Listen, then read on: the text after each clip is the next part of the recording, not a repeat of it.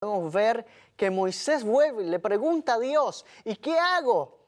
Si no me creen, si no me hacen caso, ¿qué hago si me dicen, el Señor a ti no se te ha aparecido? Y Dios entonces le responde, ¿qué tienes en tu mano?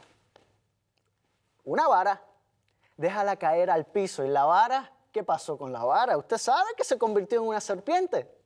Entonces, la reacción de Moisés salió corriendo, pero el Señor le mandó a que agarrara a esa serpiente por la cola. ¿Y qué pasó con la serpiente? Se convirtió de nuevo en lo que era, una vara. Esto es para que crean que yo soy el Señor. Y si no te creen, pon tu mano en el pecho. ¿Y qué pasó con la mano? Le dio lepra. Y ahí Moisés, yo me imagino que estaba pues acobardado al ver su mano así toda leprosa. Y Dios le dice, para colmo, vuelve a meter la mano ahí en el pecho. Y entonces yo me imagino que Moisés, no, se resistió. Y Dios entonces le insiste, dice el texto. Y cuando él vuelve y pone la mano, la lepra que tenía se sanó y quedó igual que todo su cuerpo. Así que si no te creen, a pesar de esas dos señales, ve al río, toma agua, enrámala en tierra y esa agua cuando toque la tierra se va a convertir en sangre. Un director de la Standard Oil Company leyó Éxodo, donde relata que la canasta que la madre de Moisés hizo para él estaba calafeteada con asfalto y brea. El director razonó que si había asfalto y había brea, entonces tenía que haber petróleo también. Y si existía petróleo en el tiempo de Moisés, probablemente aún estuviera allí. De modo que envió a Charles Whitshot, un arqueólogo y un experto en petróleo, a que investigara el lugar y por supuesto que encontraron grandes depósitos de petróleo, porque tanto el Antiguo Testamento como el Nuevo Testamento nos presentan a Jesús y su valor es inestimable. Juan capítulo 5, versos 45 al 47. Juan capítulo 5, versos 45 al 47. No penséis que yo os voy a acusar ante el Padre. Hay quien os acusa, Moisés, en quien tenéis vuestra esperanza. Porque si vosotros creyeseis a Moisés, me creeráis a mí, porque él escribió de mí. ¿Cómo vas a creer a las palabras del hombre y no crees en las palabras del propio Dios? Aquí Moisés era el testigo supremo en ese tiempo, como le describían. Moisés escribe sobre el Mesías, fíjese, en la promesa de Adán y Eva, ya en la primera promesa evangélica de Génesis 3:15. Y así que definitivamente la Biblia es el libro de los libros. La luz del cielo azul parece sencilla y hermosa, pero sabemos que tiene una enorme profundidad, tanta como el mismo universo. Al analizar la luz del universo, o la luz de la propia Biblia, siempre vamos a descubrir verdades más profundas sobre el creador de todo lo que existe. Que eso a nosotros nos da seguridad. Cuando los discípulos se sentían derrotados e iban de camino a Emaús, Jesús los consoló abriendo su corazón y comenzando desde Moisés y siguiendo por todos los profetas, les declaraban todas las cosas que de él decían. Es impresionante, mi amigo, que ellos respondieron, nuestros corazones ardían al escuchar sus palabras. Así que las predicciones mesiánicas del Antiguo Testamento son tan y tan específicas y se cumplieron con tanta claridad en Jesús de Nazaret que tanto Jesús como los apóstoles usaron con éxito estas profecías para probar que Él era en efecto el Mesías. Y son más de 300 profecías, ¿saben? desde que nacería en Belén, sería traicionado por un amigo, año, día y hora de su muerte, hasta que resucitaría al tercer día. Todo estaba escrito y se cumplió todo en Jesús el Cristo.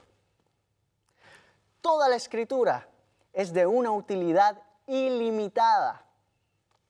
Timoteo, vamos de nuevo al texto que tenemos ya en mente todos nosotros. Segunda de Timoteo, capítulo 3, versos 15 al 17. Y que desde niño conoce las sagradas Escrituras, que te pueden hacer sabio para la salvación mediante la fe en Cristo Jesús. Toda la Escritura es inspirada por Dios y es útil para enseñar, reprender, enmendar e instruir en justicia, para que el hombre de Dios sea perfecto, cabalmente instruido para toda buena obra. Así que hace al hombre sabio para la salvación. La Biblia fue escrita para mostrar a los hombres cómo pueden ser salvos de sus pecados. Las grandes religiones del mundo, como el islamismo, el budismo, el hinduismo, tienen, fíjese, sagradas escrituras, pero no pueden hacer a nadie sabio para la salvación. Solamente la Biblia revela cómo los hombres pueden romper esas ataduras de los hábitos pecaminosos y encontrar el perdón de Dios, que lo prepara para hacer el bien. Como lo dice en el griego, exartis. Te equipa, te prepara, te completa.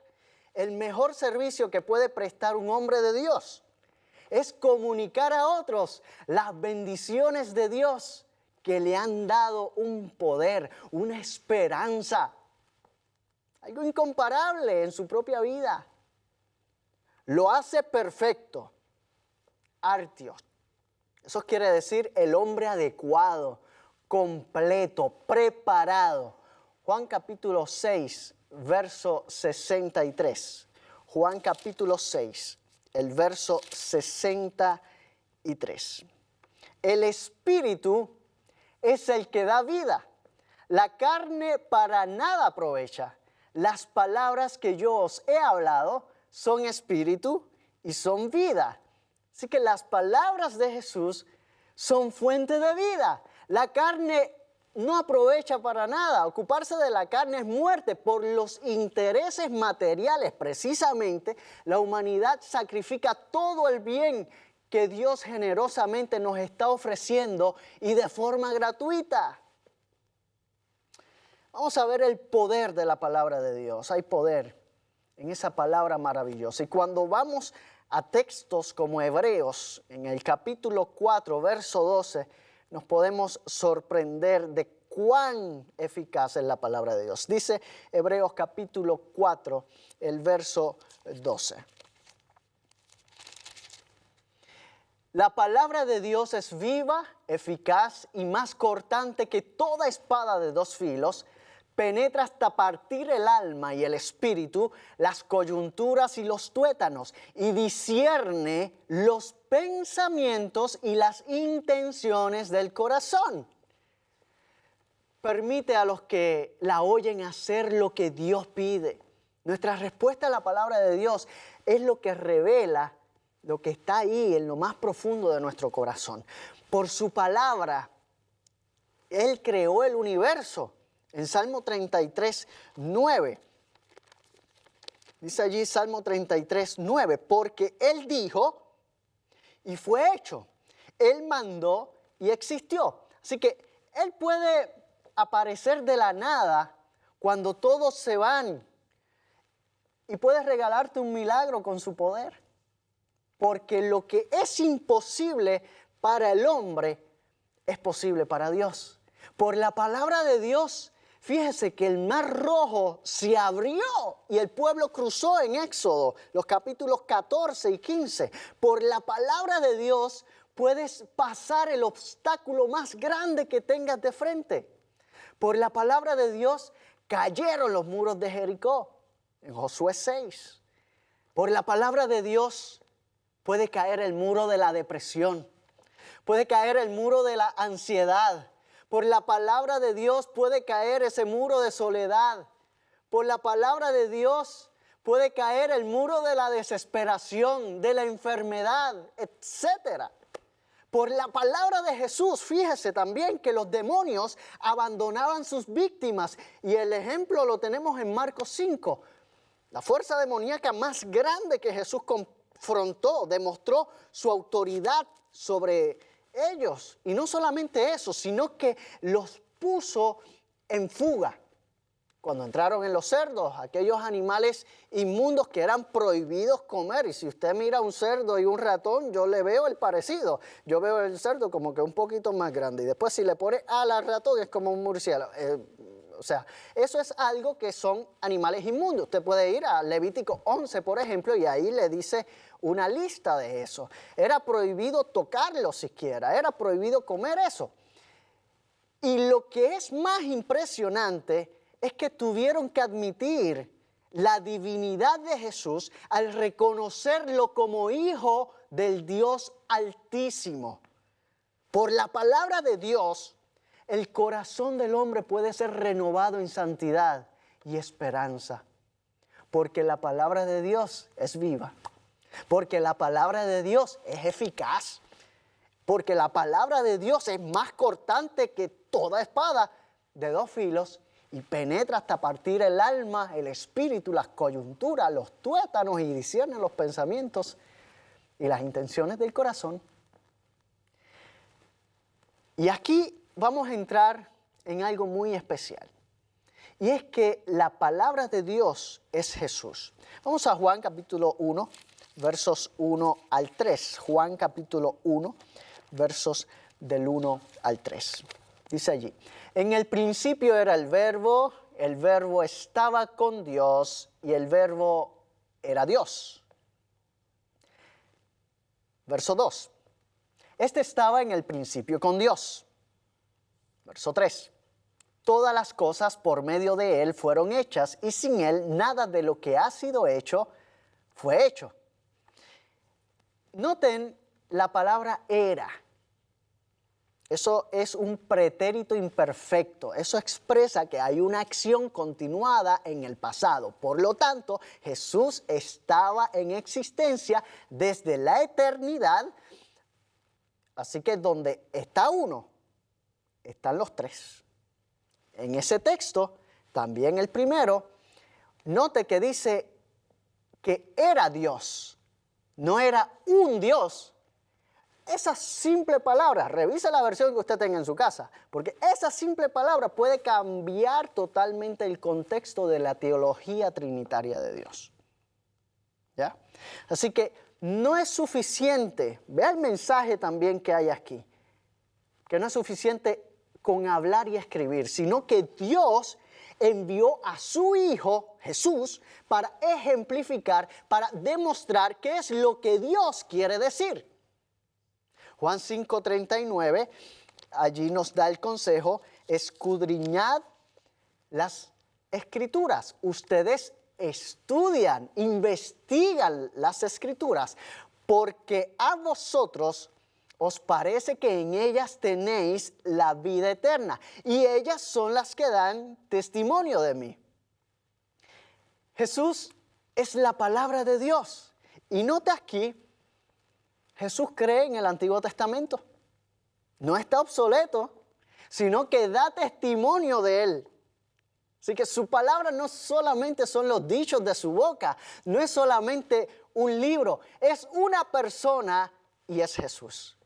Es su vida, es su ejemplo, es su carácter. Jesús es la palabra encarnada y vimos su gloria. Juan capítulo 1. El verso 14 dice, y el verbo, ¿verdad? La expresión griega logos, traducido por palabra, la primera obra de la palabra pues fue crear, así que la acción de la palabra, ¿cuál es? Si entendemos las reglas de español, es que es el verbo, la acción de la palabra. Así que se hizo carne, este verbo se hizo carne y habitó entre nosotros, lleno de gracia y de verdad, y vimos su gloria, gloria como el Hijo único recibió del Padre. Jesús lleva el nombre el Verbo de Dios. Y se estima que, fíjese, aproximadamente el 10% de lo que Jesús dice en el Nuevo Testamento es una cita directa o indirecta del Antiguo Testamento. A menudo Jesús citaba las Escrituras con una autoridad, ¿verdad? Última de esa verdad que estaba enseñando. En la tentación podemos ver también que Jesús responde con un escrito está. Y entonces citó, no solo de pan vivirá el hombre, sino de toda palabra que sale de la boca de Dios, según Mateo capítulo 4, el verso 4. La vida de millones de personas ha sido transformada cuando escogen seguir a Jesús y obedecer las Escrituras. El alcohólico se vuelve sobrio, el inmoral puro, el adicto libre, el profano reverente, el temeroso valiente, el rudo amable. Y estas transformaciones maravillosas constituyen la mayor evidencia del poder e inspiración de la Biblia. A Elena White, de tantos libros que ya ella había escrito, pues una vez le preguntaron, ¿y cuál es su libro favorito? Y ella estaba así, ya mayorcita, y dijo, este es el libro favorito, este es mi libro preferido. La Biblia dice que a pesar de los asombrosos problemas mundiales, un día nos vamos a reunir con nuestro Señor en su segunda venida, cuando allí rescatará a su pueblo de este mundo pecaminoso y completará su restauración, completará su sanidad. Allí otorgará inmortalidad. Eso lo revela la palabra de Dios. Vamos a tener cuerpos nuevos, mente nueva. ¿Usted quiere tener cuerpo nuevo, mente nueva? Entonces acepte a Jesús como único Salvador personal, para que eso sea una realidad muy pronto en su vida. Y entonces va a volver a crear el mundo para que sea un hogar perfecto. Va a ser como reciclado este mundo, sin coronavirus, y viviremos con Él por los siglos de los siglos, felices y contentos. Amén.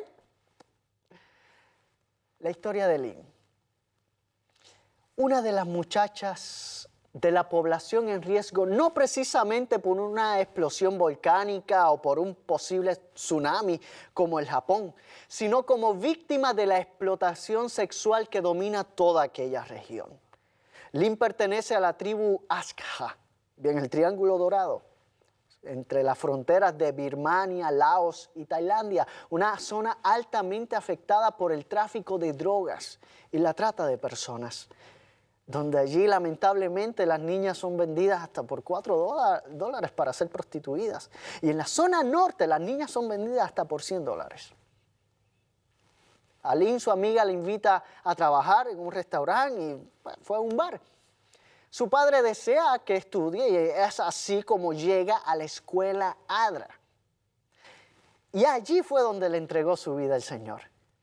Y hoy día más de 90 niñas han sido beneficiadas con un programa como este. Lynn se convirtió en secretaria en las oficinas de la escuela y trabaja para ayudar a otras niñas que están en alto riesgo de ser víctimas de. La palabra de Dios sigue restaurando vidas, devolviendo vida a las personas. Vamos a ver ahora la historia de Oscar. Oscar dirige un ministerio que se llama Pescadores de Hombres. Y va por los riachuelos, por las plazas, por los puentes de las grandes ciudades en Colombia para llevar alimento. Él lleva ropa y también de una vez lleva la palabra de Dios después de suplir las necesidades. Y se la lleva a un grupo especial, a los indigentes, personas que no tienen un techo seguro. Un día fueron al barranco de un río y se encontraron a 2 indigentes allí, a quienes le ofrecieron pan, leche, agua. Y uno de ellos, al recibir los alimentos, empezó a llorar. Había orado a Dios: Señor, si tú existes, por favor, Señor, dame algo de comer. Impresionantemente, al instante, entraron ellos con comida. Y es que Jesús no vino a salvar a los justos, sino a pecadores. Solo en Medellín, más de 30 personas ya han salido de esta vida miserable para ocupar un lugar digno en la sociedad, como fieles hijos de Dios que hoy sirven al Señor. Mi llamado es